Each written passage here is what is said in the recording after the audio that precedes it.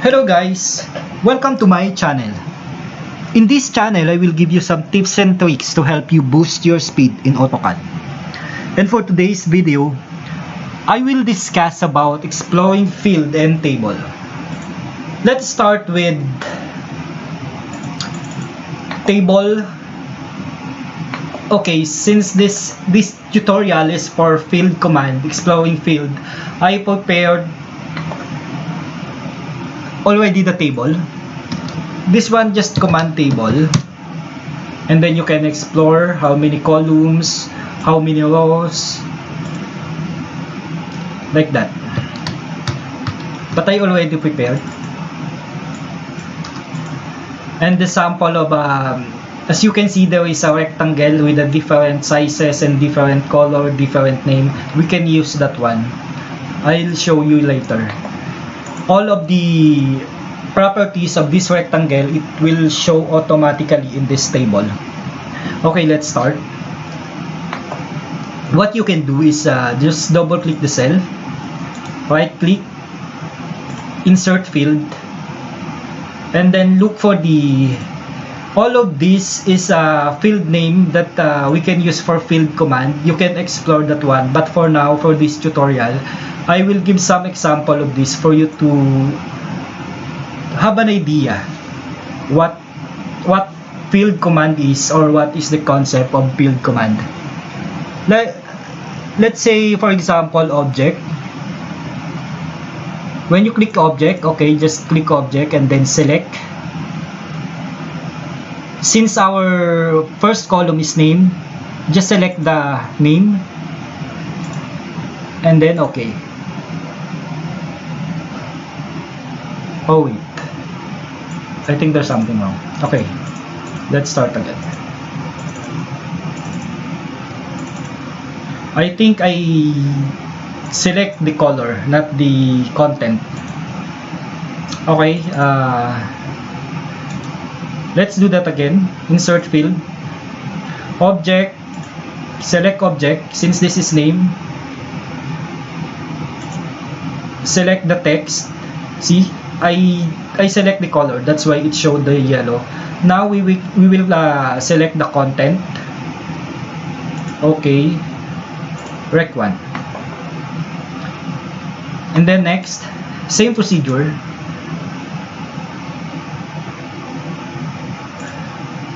Double click the cells, right click, insert field. Since this column is for color, click object. Anywhere of this, it's either rectangle or the text, no issue with that one. And then the color, okay, and then area. Same procedure again, double click the cell. Okay. Insert field, object, select object. Since we will take the area, we should pick the rectangle area. As you can see here in the property, just highlight the whatever you want here, but for now we will use area. Precision, additional format. For example, suffix, we can use additional like square meter. Okay, okay. And then eastings, double click, insert field,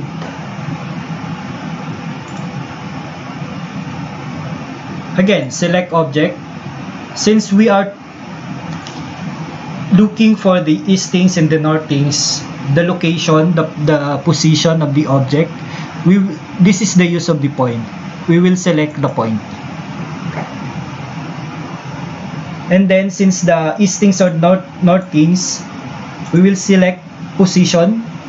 At first, eastings is X, so we will unselect the Y and Z.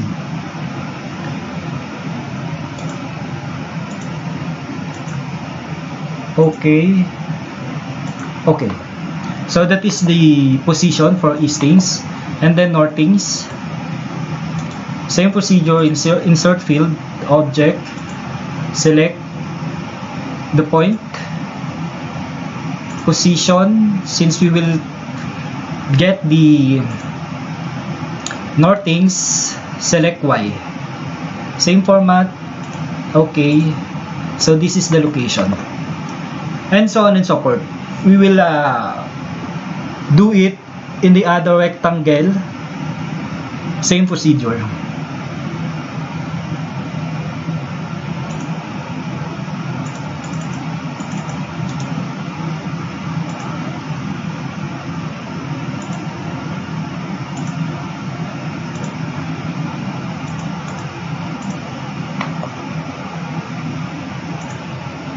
Okay guys, I just prepare already. I make the other rectangle, but this is the same procedure. I just want to show you one thing. This table is like Excel. You can do this one also. Just pull this one and then automatically copy.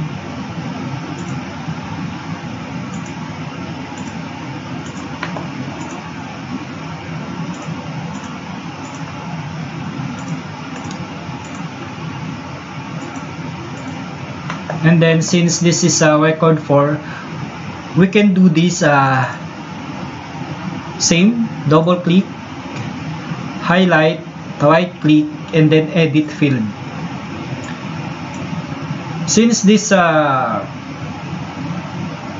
column number 7, this object is this record 5, we can just select record 5 and then the content. Okay, record 5. And then since this is red, double click, highlight, edit field, select object. We can select rectangle or the text, and then color. Okay, it will automatically to change to red. And then area also, same procedure. Edit field, area, select object, area, additional format. Okay,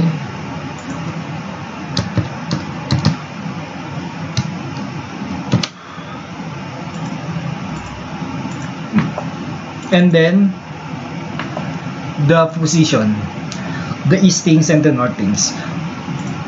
Edit field, position X, and then select this point. Okay, same with this northings position. Highlight, edit field, just select this because this position, we want this position. Position Y, okay. As you can see, we have a different name. Rec 1, yellow, 2.05 square meter. Eastings, the location. If we move this one, for example, we can move this one. Look for the eastings and the northings. It will change. Just command origin. See? 1284. If we stretch this one, just command origin. Look for the record 1 area. It will change automatically. Whatever changes you made in the drawing, it will reflect automatically in the table. For example, let's change the color of this. Let's say white color. Look for the record 1, this yellow. It will just command the region, white. For example, we will change all the location.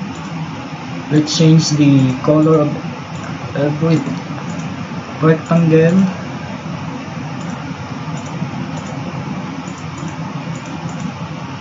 Yellow.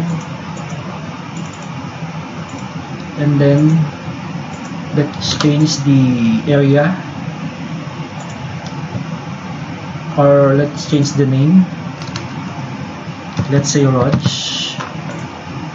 Okay, let's change the name.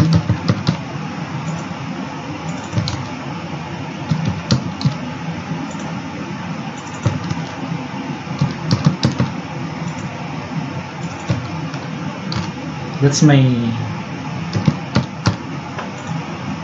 Then command regen, it will automatically change everything. Regen, enter. Rog, white.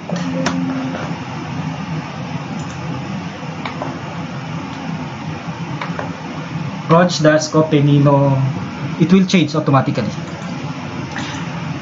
That is the concept of a field command.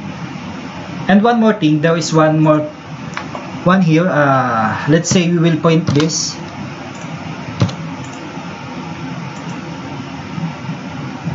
Option. This is not a field. I will just I will show you one field name also.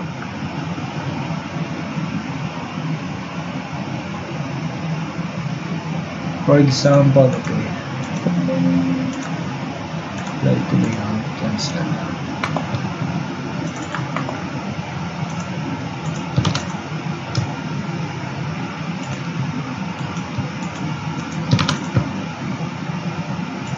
For example, you want to point this,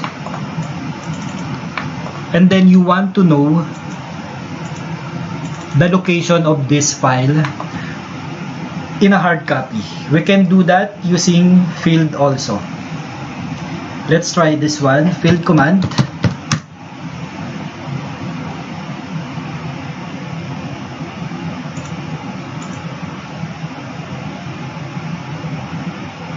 Document, file name,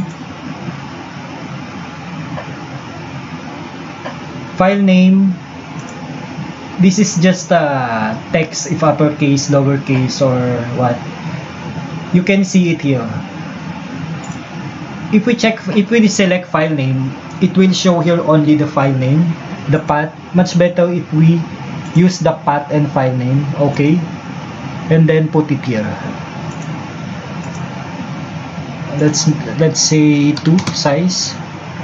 So this is the location of this file in desktop and the file name.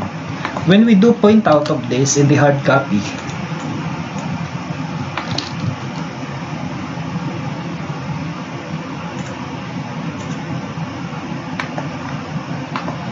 and you want to find the location of this file, you can see it here. You can find it from here. And the other one thing for field command. Okay, that's all for today's video. Please don't forget to subscribe for more tutorial in AutoCAD. Thank you, bye.